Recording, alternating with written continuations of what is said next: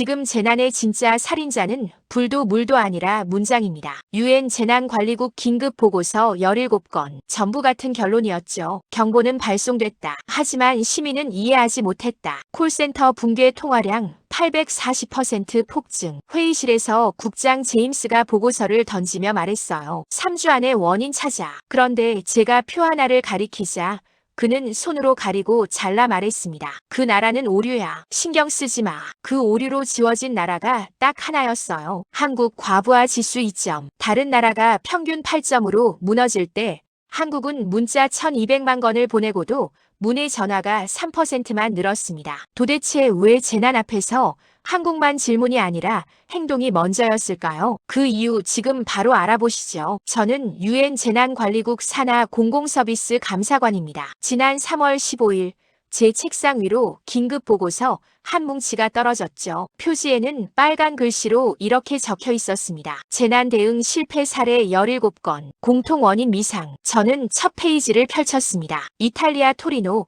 홍수 경보 발령 3시간 후 콜센터 통화량이 평소의 840%를 기록했어요. 상담원들은 비명을 질렀죠. 전화를 끊을 수가 없다고요. 시민들은 같은 질문만 반복했습니다. 어디로 가야 하나요? 무엇을 가져가야 하나요? 이 문자가 무슨 뜻인가요? 다음 페이지는 캐나다 밴쿠버였습니다. 산불 대피 명령이 내려진 후 시 행정 시스템이 마비됐어요. 시민 70%가 대피소 위치를 찾지 못했죠. 안내 문자는 발송됐습니다. 하지만 읽은 사람은 30%도 안 됐어요. 저는 보고서를 덮었습니다. 손이 떨렸죠. 17개 나라, 17개의 재난, 17개 콜센터 붕괴. 공통점은 하나였습니다. 모두 안내문을 발송했다는 것. 그런데 아무도 이해하지 못했다는 것. 회의실 문이 열렸습니다. 국장인 제임스가 들어왔어요. 그의 얼굴은 굳어 있었죠. 앉지도 않고 말했습니다. 자네가 이걸 맡아. 3주 안에 원인을 찾아내야 해. 저는 물었습니다. 예산 증액은 이미 했지 않습니까? 제임스가 고개를 저었어요. 예산 문제가 아니야. 작년에만 17개국 전부 시스템 개선에 60억 달러를 쏟아부었어. 새 앱을 만들었고 AI 챗봇을 도입했고 문자 발송 속도를 3배 높였지. 그런데도 실패했어. 저는 다시 물었습니다. 그럼 뭐가 문제입니까? 제임스는 대답하지 않았습니다. 그냥 창밖을 보며 말했죠. 사람들이 못 읽는 거야. 아니, 읽어도 이해를 못해. 그 순간 저는 이상한 걸 느꼈습니다. 보고서 맨 뒤 페이지에 작은 표가 하나 있었어요. 국가별 콜센터 과부하 지수 1에서 10까지 점수가 매겨져 있었죠. 이탈리아 9점, 캐나다 8점, 프랑스 8점, 독일 7점. 그런데 한 나라만 2점이었습니다. 한국. 저는 제임스에게 물었습니다. 이 나라는 뭡니까? 왜 이렇게 낮죠? 제임스의 표정이 순간 굳었습니다. 그는 보고서를 빼앗더니 표를 손으로 가렸어요. 이건 오류야. 신경 쓰지 마. 그리고 방을 나갔죠. 저는 그 순간 확신했습니다. 뭔가 숨기고 있다고요. 다음 날 아침 저는 내부 데이터베이스에 접속했습니다. 한국 재난 대응 사례를 검색했어요. 파일이 하나 떴습니다. 2023년 태풍 카눈 당시 긴급 재난 문자 발송 기록, 문자 발송 건수 1200만 건, 콜센터 문의 전화 증가율 3%. 저는 숫자를 다시 봤습니다. 3%. 다른 나라는 평균 600%였어요. 이게 대체 어떻게 가능하죠? 저는 프린트 버튼을 눌렀습니다. 그런데 화면이 꺼졌어요. 접근 권한이 제한되었습니다. 관리자 승인 필요. 누군가 제 권한을 막은 겁니다. 저는 의자에서 일어났습니다. 복도 끝 보안실로 걸어갔죠. 문을 열자 보안 담당자 마크가 저를 보고 고개를 돌렸어요. 저는 물었습니다. 누가 제 접근을 막았습니까? 마크는 대답하지 않았습니다. 저는 책상을 쳤습니다. 대답하세요. 마크가 작은 목소리로 말했어요. 위에서 내려온 지시야. 한국 데이터는 민감 사안이래. 정치적으로. 저는 웃었습니다. 재난 대응이 정치적 사안이라고요. 그날 밤 저는 개인 노트북으로 다시 검색했습니다. 공개 자료만 뒤졌어요. 한국행정안전부 보도자료, 통계청 문해율 조사,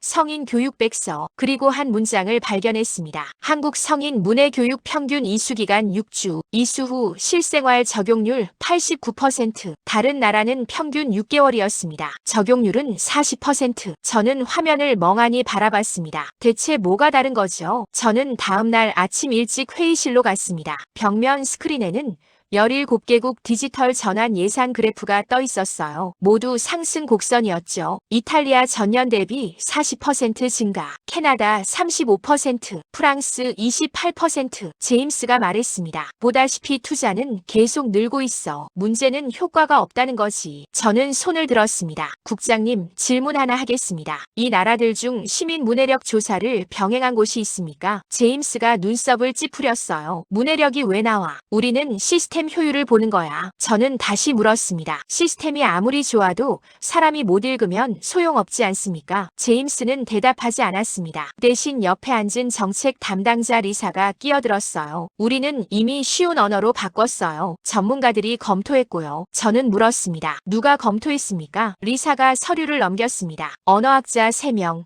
UX 디자이너 5명, 행정 전문가 8명. 저는 다시 물었습니다. 실제 시민은요? 리사의 얼굴이 굳었습니다. 저는 서류를 덮었습니다. 전문가가 쉽다고 한 게 시민에게도 쉬운 건 아니지 않습니까? 회의실이 조용해졌습니다. 저는 노트북을 열었어요. 화면에 이탈리아 홍수 당시 발송된 재난 문자를 띄웠습니다. 이걸 읽어보겠습니다. 토리노시 주민 여러분께 알립니다. 기상청 예보에 따라 폭강 수위 상승이 예상되오니 저지대 거주민은 사전 대피를 권고합니다. 대피소는 시청 홈페이지를 참고하시기 바랍니다. 저는 화면을 끄고 물었습니다. 여기서 대피소 위치를 찾으려면 몇 단계가 필요합니까? 아무도 대답하지 않았습니다. 저는 손가락을 꼽았습니다. 첫째, 홈페이지 주소를 알아야 합니다. 둘째, 인터넷에 접속해야 하죠. 셋째, 메뉴를 찾아야 합니다. 넷째, 자기 동네가 어느 구역인지 알아야 해요. 다섯째, 그 구역 대피소가 어딘지 확인해야 하죠. 최소 5단계입니다. 홍수가 나는데 말이죠. 제임스가 팔짱을 꼈습니다. 그럼 자네 말은 뭐야? 우리가 뭘 놓쳤다는 거야? 저는 대답했습니다. 이해 가능성입니다. 리사가 비웃었어요. 그게 뭔데요? 저는 다시 화면을 켰습니다. 이번엔 한국 태풍 당시 문자를 띄웠어요. 태풍 카눈 북상 중. 오후 3시 이후 외출 금지. 대피소 위치 아래 링크. 클릭 한 번이면 지도 나옴. 저는 말했습니다. 이 문자는 3단계만 필요합니다. 읽는다, 클릭한다, 확인한다. 그리고 링크를 눌렀더니 GPS 기반으로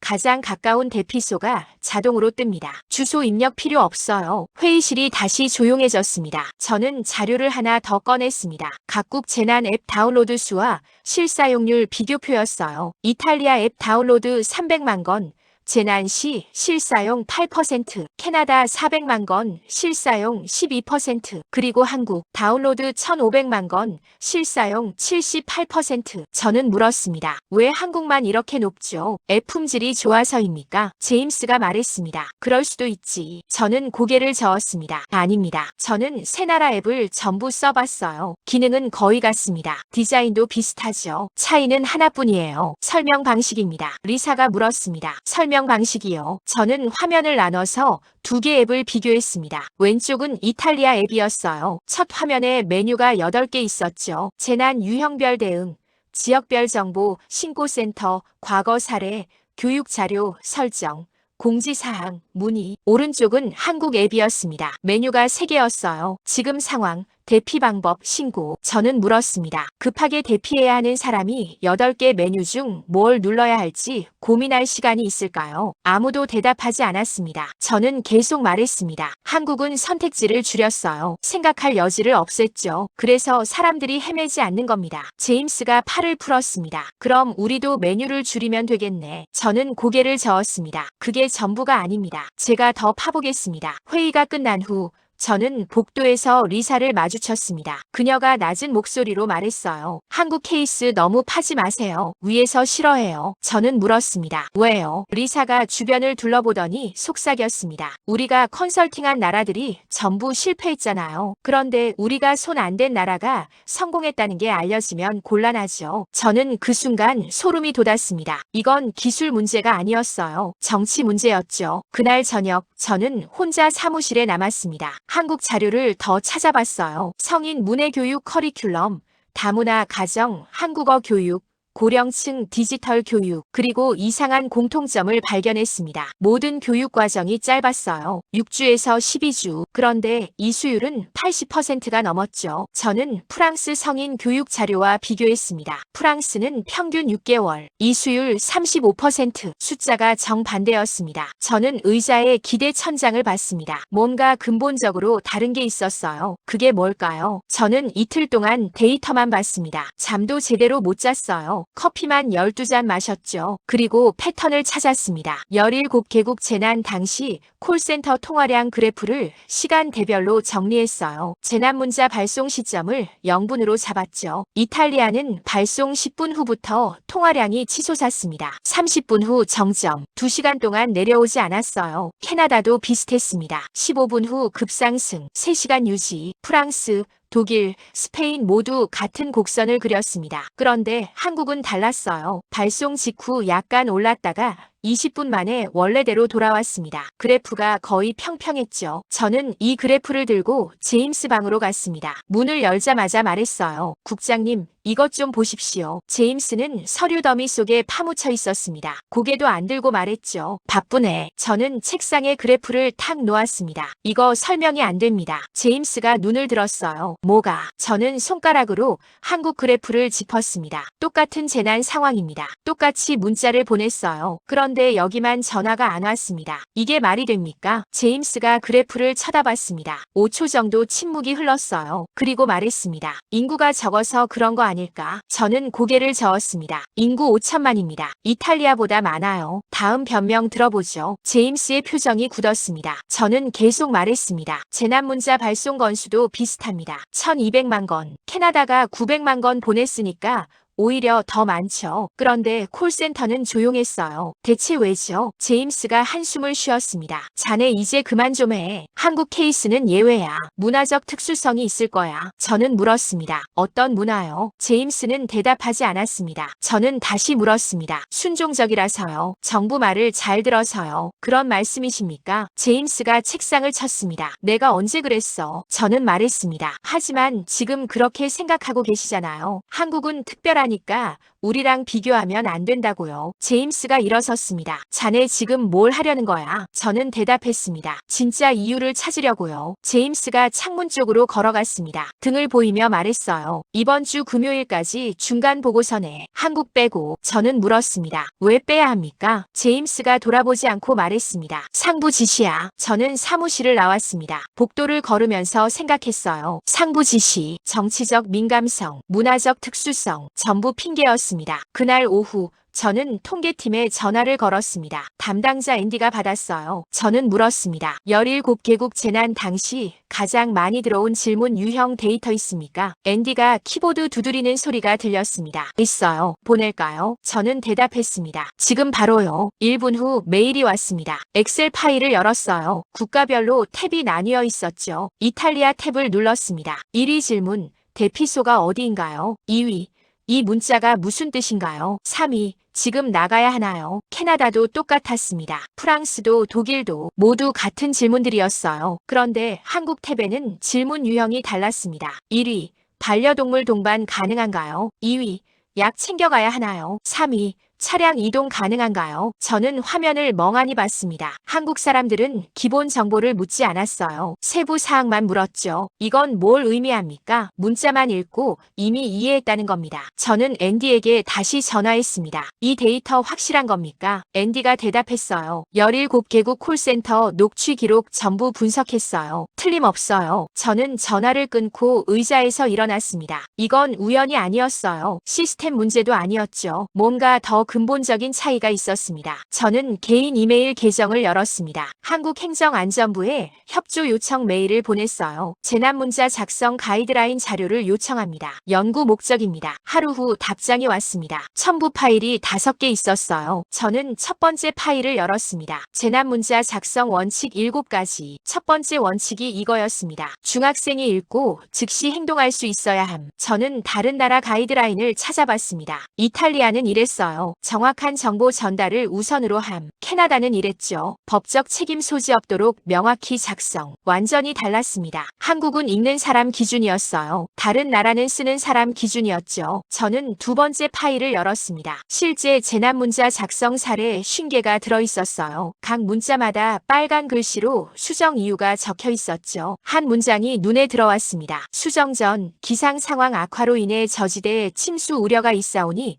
주민 여러분께서는 신속히 대피하시기 바랍니다. 수정 후 비 많이 옴. 1층 침수 위험. 지금 바로 대피. 수정 이유 한자어 7개를 한글로 변경. 문장 길이 절반으로 단축. 행동 동사 명확화. 저는 50개 사례를 전부 봤습니다. 모든 수정이 같은 방향이었어요. 짧게, 쉽게, 명확하게. 그리고 마지막 페이지에 이런 문장이 있었습니다. 한글은 배우기 쉬운 문자입니다. 하지만 쉬운 문자로 어렵게 쓰면 소용없습니다. 저는 그 문장을 소리내어 읽었습니다. 쉬운 문자. 저는 손이 떨렸습니다. 문제는 시스템이 아니었어요. 문자 자체였습니다. 저는 다음 날 아침 중간 보고서를 썼습니다. 제임스가 요구한 대로 한국은 뺐어요. 대신 다른 16개국 공통 실패 요인을 정리했죠. 첫째, 복잡한 안내 문장. 둘째, 과도한 정보량. 셋째, 행동 지침 불명확. 오후 2시 회의실에 임원 7명이 모였습니다. 저는 발표를 시작했어요. 17개국 재난 대응 실패 사례를 분석한 결과입니다. 슬라이드를 넘겼죠. 공통 원인은 시민 이해도를 고려하지 않은 문장 구조입니다. 부국장 데이비드가 손을 들었습니다. 구체적으로 뭐가 문제인가? 저는 대답했습니다. 재난 문자가 공문서처럼 작성됐습니다. 읽는 사람이 아니라 쓰는 조직을 위한 문장이죠. 데이비드가 고개를 끄덕였어요. 그럼 해결책은? 저는 다음 슬라이드로 넘어가려 했습니다. 그런데 화면이 바뀌지 않았어요. 저는 리모컨을 다시 눌렀습니다. 여전히 안 넘어갔죠. 뒤를 돌아보니 제임스가 제 노트북을 만지고 있었습니다. 저는 물었습니다. 뭐 하시는 겁니까? 제임스가 말했습니다. 파일이 잘못 올라간 것 같네. 내가 다시 켤게. 화면이 껐다가 다시 켜졌습니다. 그런데 슬라이드가 달랐어요. 제가 만든 게 아니었습니다. 저는 제임스를 봤습니다. 이게 뭡니까? 제임스가 태연하게 말했어요. 수정본이야. 아까 내가 받았거든. 이걸로 발표해. 저는 화면을 봤습니다. 제 슬라이드에서 3장이 사라져 있었어요. 한국 사례 비교, 문자 구조 분석,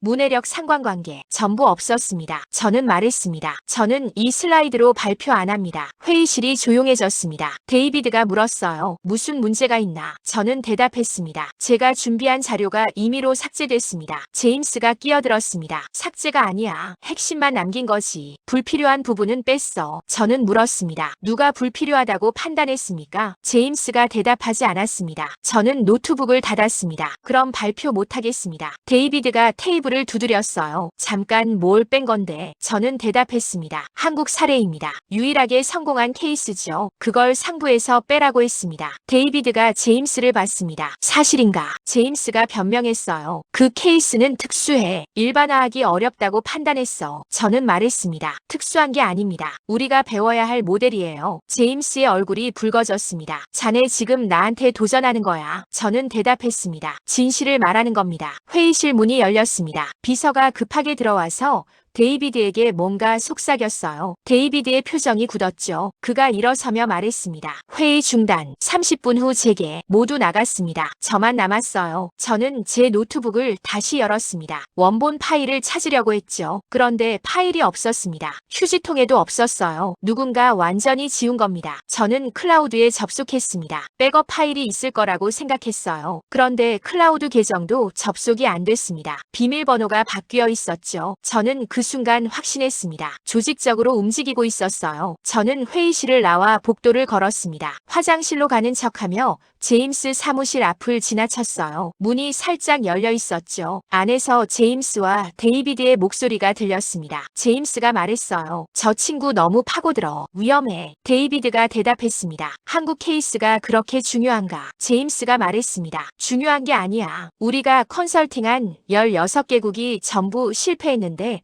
우리 손 안 탄 나라만 성공했다는 게 알려지면 어떻게 돼? 우리 신뢰도가 바닥치는 거야. 데이비드가 한숨을 쉬었습니다. 그럼 어떻게 할 건가? 제임스가 말했습니다. 보고서에서 빼는 거로는 부족해. 데이터 자체를 접근 못하게 해야 돼. 저는 숨을 죽였습니다. 데이비드가 물었어요. 그게 가능한가? 제임스가 대답했습니다. 이미 했어. 한국 관련 내부 파일 전부 열람 제한 걸었어. 관리자 권한 있는 사람만 볼 수 있어. 저는 천천히 뒤로 물러났습니다. 심장이 쿵쿵 뛰었어요. 저는 계단으로 가서 아래층으로 내려갔습니다. 주차장까지 갔죠. 차에 타서 핸드폰을 꺼냈습니다. 개인 이메일로 백업해둔 한국 자료를 확인했어요. 다행히 아직 남아있었습니다. 저는 모든 파일을 USB에 복사했습니다. 그리고 결심했어요. 혼자 가겠다고요. 다음 날 아침 저는 사무실에 사표를 냈습니다. 제임스가 어이없다는 표정으로 물었어요. 왜 갑자기? 저는 대답했습니다. 여기서는 진실을 못 찾겠습니다. 제임스가 사표를 찢었습니다. 정신 차려. 자네 경력에 5점 남기고 싶어. 저는 말했습니다. 5점은 거짓말하며 사는 겁니다. 제임스가 책상을 쳤어요. 나가. 저는 사무실을 나왔습니다. 짐을 싸지 않았어요. 노트북과 USB만 챙겼죠. 엘리베이터를 타고 내려가는데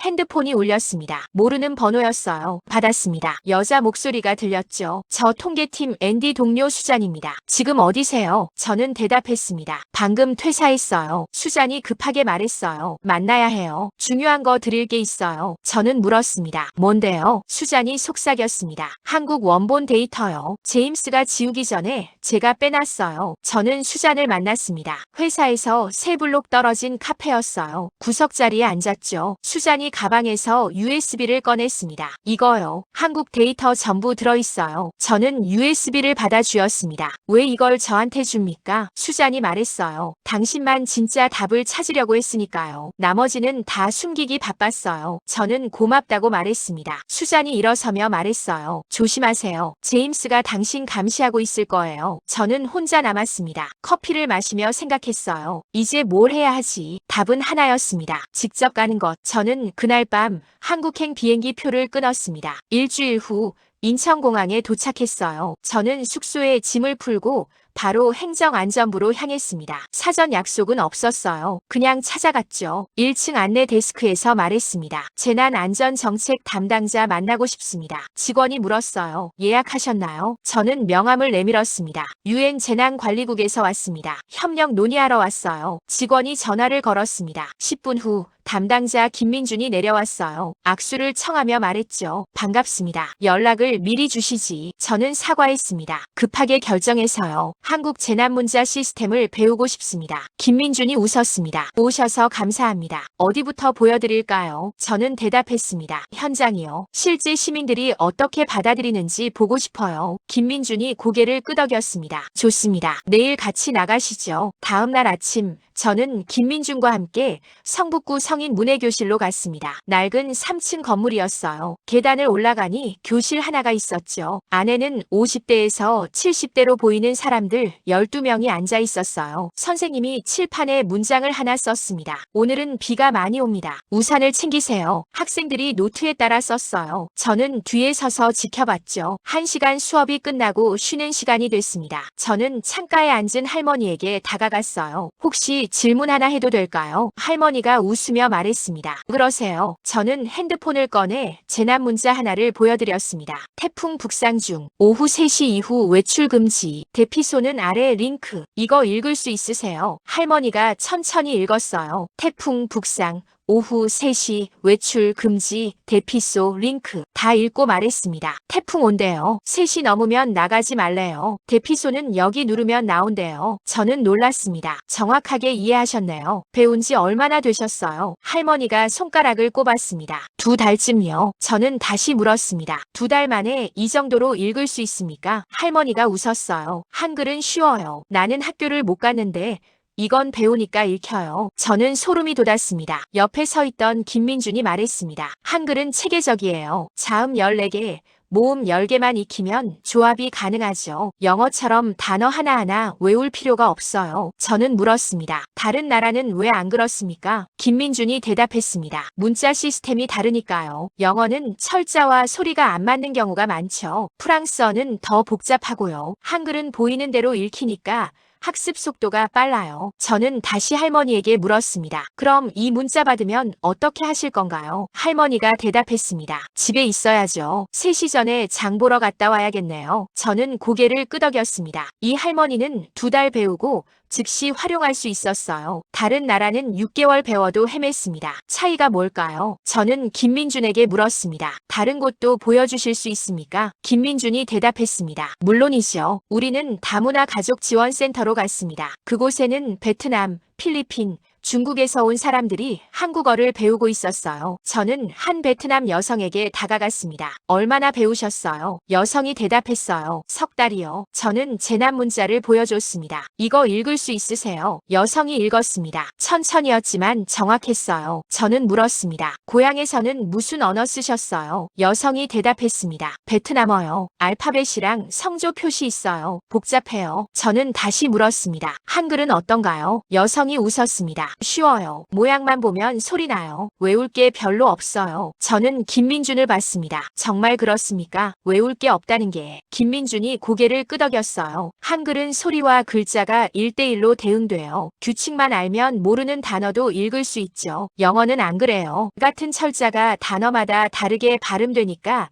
일일이 외워야 해요. 저는 이해했습니다. 그래서 학습 속도가 다른 거였어요. 우리는 마지막으로 은평구 노인복지관에 갔습니다. 거기서 디지털 교육이 진행되고 있었어요. 70대 어르신들이 스마트폰으로 재난 앱을 연습하고 있었죠. 저는 한 할아버지에게 다가갔습니다. 어려우시지 않나요? 할아버지가 말했어요. 처음엔 어려웠지. 근데 글자가 큼직하니 읽히니까 할만해. 저는 물었습니다. 영어 메뉴는 어떠세요? 할아버지가 고개를 저었습니다. 그건 못 봐. 한글로 돼 있으면 괜찮아. 저는 그 순간 깨달았습니다. 문제는 기술이 아니었어요. 언어였습니다. 읽기 쉬운 문자를 가진 사회는 정보 접근성이 높아지고 그게 재난 대응으로 이어지는 거였어요. 저는 김민준에게 물었습니다. 이 시스템이 완성되기까지 얼마나 걸렸습니까? 김민준이 생각하더니 대답했어요. 문자는 600년 전에 만들어졌죠. 하지만 재난 시스템으로 완성된 건 최근 10년이에요. 문자가 쉬우니까 시스템도 단순하게 만들 수 있었어요. 저는 노트에 적었습니다. 쉬운 문자, 단순한 시스템,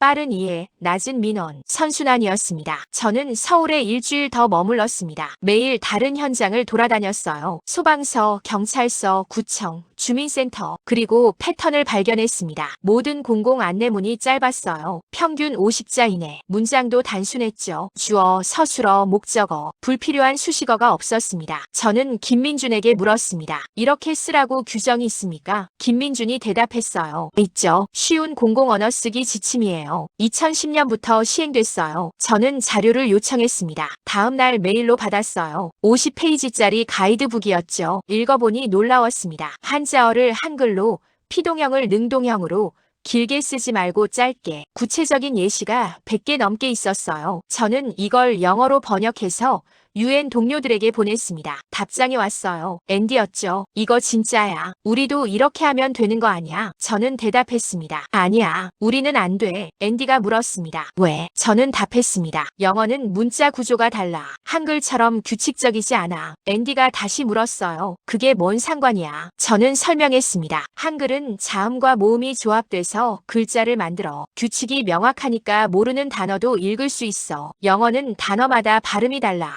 보고 외워야 해. 학습 시간이 10배 차이나. 앤디가 답장을 안 보냈습니다. 저는 노트북을 덮고 창밖을 봤어요. 한강이 보였습니다. 저는 생각했어요. 이게 답이구나. 정책이 아니라 문자였습니다. 다음 날 저는 한글 박물관에 갔습니다. 전시실을 돌아다니며 한글 창제 원리를 봤어요. 세종대왕이 만든 28개 기본 문자, 자음 14개, 모음 10개, 그리고 조합 규칙, 안내문에 이렇게 적혀 있었습니다. 한글은 소리 기호 문자입니다. 발음 기관 모양을 본떠 만들었죠. 그래서 배우기 쉽습니다. 저는 영어 알파벳과 비교해 봤습니다. 알파벳도 26개로 적어요. 하지만 조합 규칙이 불규칙했죠. 같은 철자가 단어마다 다른 소리로 읽혔습니다. 예를 들어 OUGH, 이건 5가지 발음이 있어요. 스루, 소트, 러프, 카프, 바우, 전부 달라요. 한글은 그렇지 않았습니다. 기억은 항상 기억 소리였어요. 아는 항상 아 소리였죠. 조합하면 가.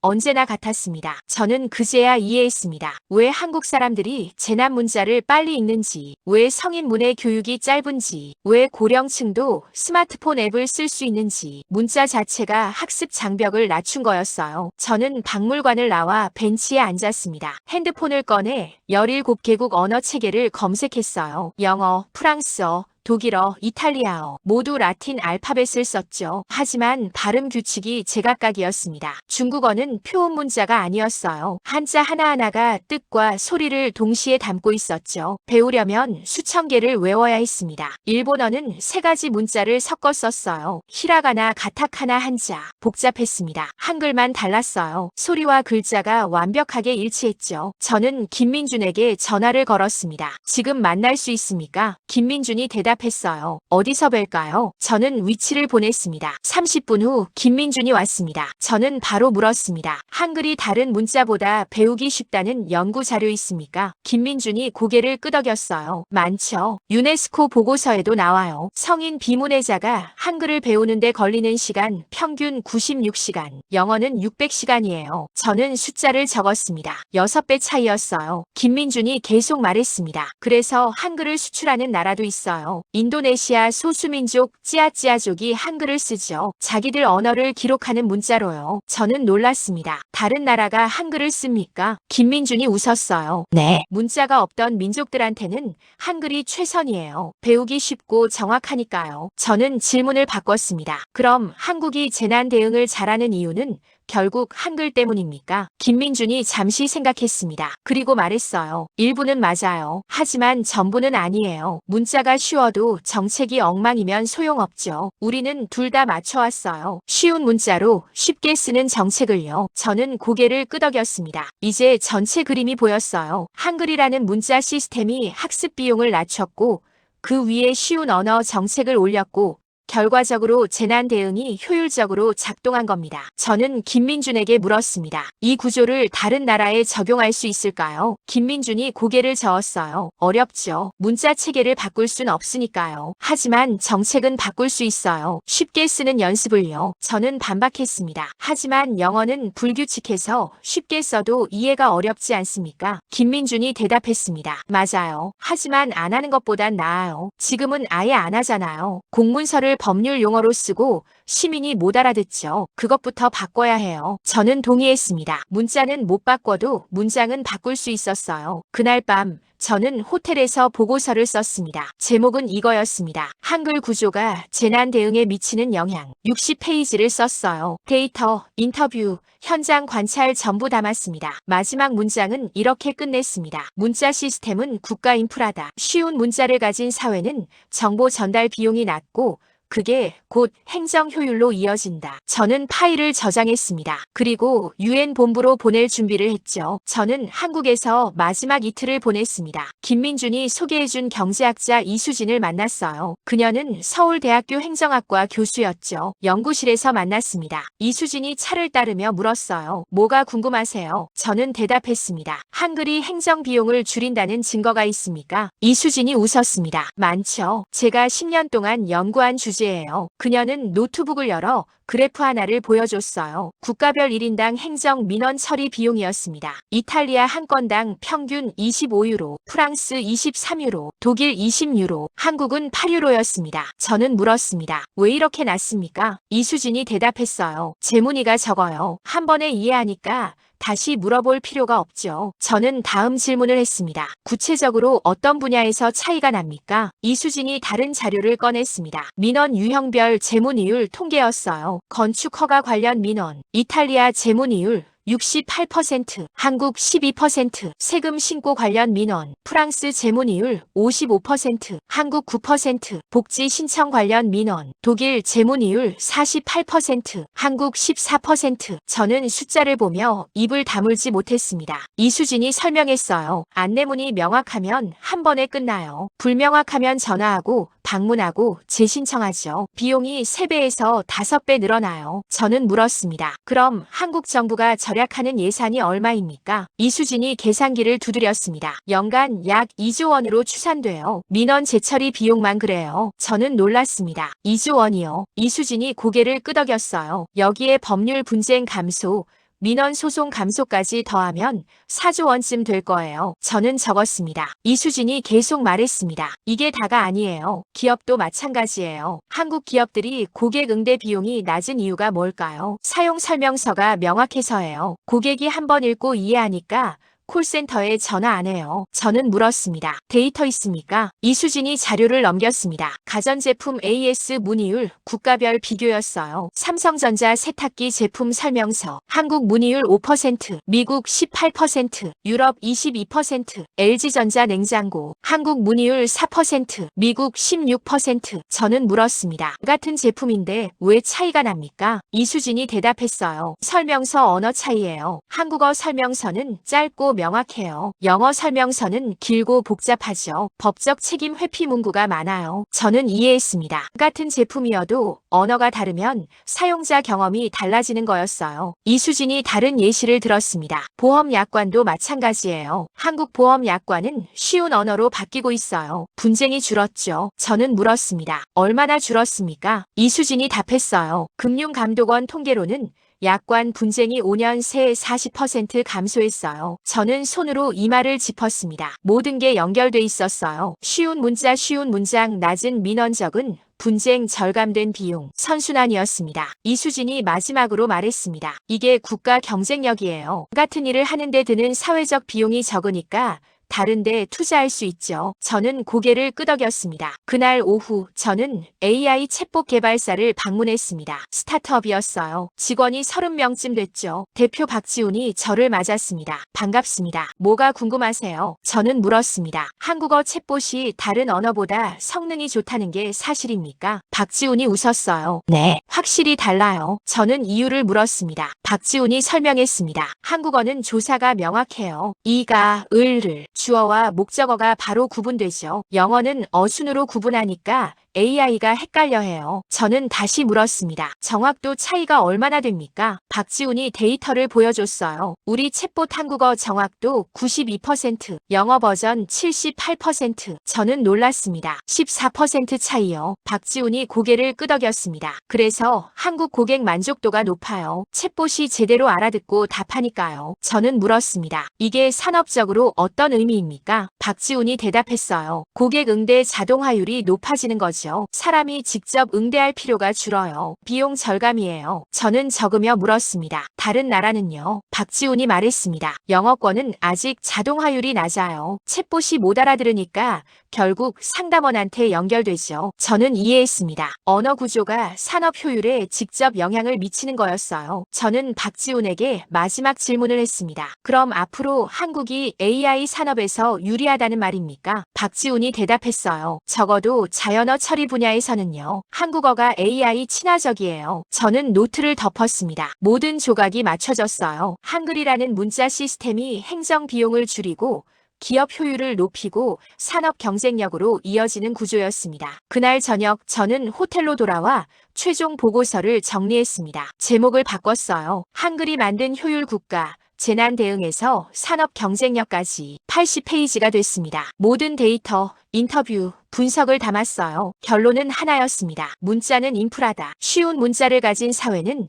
모든 영역에서 비용이 낮다. 저는 파일을 저장했습니다. 그리고 다음날 UN 본부로 돌아갈 비행기를 예약했죠. 이제 발표할 시간이었습니다. 저는 뉴욕 UN 본부로 돌아왔습니다. 하지만 사무실로 가지 않았어요. 바로 컨퍼런스 센터로 갔죠. 국제재난관리 포럼이 열리는 날이었습니다. 50개국 대표가 모였어요. 저는 사전 등록도 안 했습니다. 그냥 참석자 명단에 제 이름을 적고 들어갔죠. 1층 로비에서 제임스를 마주쳤습니다. 그의 얼굴이 굳었어요. 자네 여기 왜 왔어? 저는 대답했습니다. 발표하러요. 제임스가 비웃었습니다. 발표. 자네 이미 그만뒀잖아. 저는 말했습니다. 독립연구자 자격으로 왔습니다. 포럼은 개방돼 있죠. 제임스가 팔짱을 꼈어요. 무슨 발표를 하려고? 저는 대답했습니다. 17개국 재난 실패 원인이요. 그리고 한 나라의 성공 사례요. 제임스의 얼굴이 붉어졌습니다. 그거 발표하면 자네 경력 끝이야. 저는 웃었습니다. 이미 끝났잖아요. 저는 제임스를 지나쳐 걸었습니다. 오전 세션이 끝나고 점심시간이 됐어요. 저는 운영 데스크로 가서 말했습니다. 오후 자유 발표 신청하고 싶습니다. 직원이 서류를 건넸어요. 제목이 뭡니까? 저는 적었습니다. 한글 문자 시스템이 재난 대응 효율에 미치는 영향. 직원이 서류를 받고 시간표를 확인했어요. 오후 3시 비올에서 20분 드릴게요. 저는 고개를 끄덕였습니다. 오후 3시 저는 비홀에 들어갔습니다. 청중은 30명쯤 있었어요. 대부분 낯선 얼굴들이었죠. 그런데 맨 뒷줄에 제임스가 앉아 있었습니다. 팔짱을 끼고 저를 노려보고 있었어요. 저는 연단에 섰습니다. 마이크를 켜고 말했습니다. 안녕하십니까? 저는 전 UN 재난관리국 감사관입니다. 오늘 여러분께 중요한 발견을 공유하려고 합니다. 첫 슬라이드를 띄웠어요. 17개국 재난 대응 실패 사례였습니다. 저는 말했습니다. 지난 3년간 17개국에서 재난 콜센터가 마비됐습니다. 공통점은 하나였어요. 시민들이 안내문을 이해하지 못했다는 것. 다음 슬라이드. 국가별 콜센터 과부하 지수였습니다. 저는 계속 말했습니다. 그런데 한 나라만 예외였습니다. 한국 과부하 지수 2점. 다른 나라는 평균 8점이었죠. 청중이 웅성거렸습니다. 저는 다음 슬라이드로 넘어갔어요. 한국 재난 문자 사례였습니다. 저는 설명했습니다. 저는 이 차이가 정책 때문이라고 생각했습니다. 하지만 아니었어요. 근본 원인은 문자 시스템이었습니다. 다음 슬라이드. 한글 구조 설명이었어요. 저는 말했습니다. 한글은 자음 14개, 모음 10개로 이뤄진 조합 문자입니다. 소리와 글자가 1:1 대응이죠. 배우는데 평균 96시간 걸립니다. 영어는 600시간입니다. 청중 한 명이 손을 들었어요. 독일 대표였죠. 그게 재난 대응이랑 무슨 상관입니까? 저는 대답했습니다. 직접적 상관입니다. 문자가 쉬우면 안내문을 빨리 읽어요. 이해가 빠르니까 재문의가 줄죠. 콜센터가 안 막힙니다. 다음 슬라이드. 민원 재문의율 비교 그래프였어요. 저는 말했습니다. 한국 민원 재문의율 평균 10%, 유럽 평균 55%, 5배 차이입니다. 프랑스 대표가 손을 들었습니다. 그럼 우리는 뭘 하라는 겁니까? 문자를 바꿀 순 없잖아요. 저는 대답했습니다. 문자는 못 바꿔도 문장은 바꿀 수 있습니다. 쉬운 언어로 쓰는 연습을요. 다음 슬라이드. 한국 쉬운 공공 언어 쓰기 지침이었습니다. 저는 설명했어요. 한국은 10년 전부터 이 지침을 썼습니다. 한자어를 줄이고 문장을 짧게 하고 행동 동사를 명확히 했죠. 결과적으로 행정 비용이 연간 4조 원 절감됐습니다. 청중이 다시 웅성거렸습니다. 저는 마지막 슬라이드로 넘어갔어요. 결론이었습니다. 저는 천천히 읽었습니다. 재난 대응 실패는 기술 문제가 아닙니다. 언어 문제입니다. 시민을 탓하지 마십시오. 문장을 바꾸십시오. 청중이 박수를 쳤습니다. 그런데 뒤에서 제임스가 일어났어요. 큰 소리로 말했습니다. 잠깐, 이 발표는 검증되지 않았습니다. 청중이 돌아봤습니다. 저는 제임스를 봤어요. 검증되지 않았다고요. 제임스가 앞으로 걸어왔습니다. 자네가 수집한 데이터는 공식 승인을 받지 않았어. 개인 조사일 뿐이야. 저는 USB를 꺼냈습니다. 이게 뭔지 아십니까? 상부에서 지우라고 한 원본 데이터입니다. 제가 빼놨어요. 제임스의 얼굴이 하얗게 질렸습니다. 저는 계속 말했습니다. 여러분, UN 재난관리국은 한국 사례를 의도적으로 숨겼습니다. 왜일까요? 우리가 컨설팅한 나라들이 실패했는데 우리 손 안 탄 나라가 성공했다는 게 알려지면 곤란하니까요. 청중이 술렁이었습니다. 저는 USB를 들어 올렸습니다. 이 안에 모든 증거가 있습니다. 원하시는 분은 드리겠습니다. 3명이 손을 들었어요. 저는 USB를 복사해서 나눠줬습니다. 제임스가 소리쳤어요. 자네 지금 기밀을 유출하는 거야. 저는 대답했습니다. 기밀이 아닙니다. 공공 데이터예요. 숨긴 게 잘못이죠. 제임스는 아무 말도 못했습니다. 저는 연단을 내려왔습니다. 밖으로 나가는 한 사람이 저를 불렀어요. 한국 대표였습니다. 그가 악수를 청했습니다. 감사합니다. 우리 사례를 이렇게 알려주셔서요. 저는 대답했습니다. 당연한 일입니다. 진실은 숨길 수 없어요. 한국 대표가 명함을 건넸습니다. 나중에 연락 주십시오. 더 협력하고 싶습니다. 저는 명함을 받았습니다. 그날 저녁 저는 호텔방에서 노트북을 열었습니다. 이메일이 17통 와 있었어요. 전부 포럼 참석자들이었죠. 데이터 요청, 협력 제안, 추가 질문. 저는 하나하나 답장을 썼습니다. 다음 날 아침 뉴스가 떴습니다. 유엔 재난관리국 내부 데이터 조작 의혹, 한국 사례 은폐 정황. 기사는 빠르게 퍼졌어요. 저는 핸드폰으로 기사를 읽었습니다. 그리고 창밖을 봤죠. 해가 떠오르고 있었습니다. 일주일 후 유엔에서 공식 조사가 시작됐습니다. 제임스는 정직 처분을 받았어요. 데이비드도 경고를 받았죠. 저는 복직 제안을 받았습니다. 하지만 거절했어요. 대신 독립연구소를 차렸습니다. 쉬운 언어 정책 연구소. 지금은 5개국 정부와 협력하고 있습니다. 재난 문자를 쉽게 쓰는 법을 가르치고 있어요. 그리고 매번 말합니다. 문해는 감동이 아닙니다. 국가 생존 설계입니다. 쉽게 쓰는 건 친절이 아니에요. 효율입니다. 사람이 못 읽는 게 문제가 아닙니다. 못 읽게 쓰는 게 문제죠. 그 책임은 시민이 아니라 우리에게 있습니다. 저는 지금도 한국 사례를 연구합니다. 왜냐하면 그게 답이거든요. 미래의 답이요. 오늘의 사연은 어떠셨나요? 재미와 감동이 있었다면 구독과 좋아요 부탁드립니다. 감사합니다.